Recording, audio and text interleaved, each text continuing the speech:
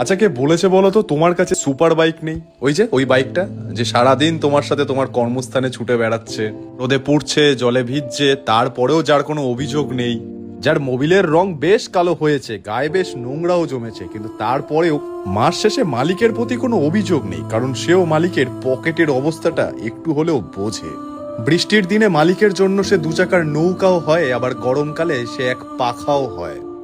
মালিকের মন খারাপ দূর করতে সে 5 টাকার চায়ের জন্য 50 কিলোমিটারের সঙ্গীও হয়। আরে নাইবা হলো বিজ্ঞানের ভাষায় সুপার বাইকের সংজ্ঞাটা আলাদা, কিন্তু আমাদের কাছে আমাদের এই নিত্যদিনের ছোট্ট ছোট্ট বাইকগুলো এক একটা আবেগে ভরা সুপার বাইক।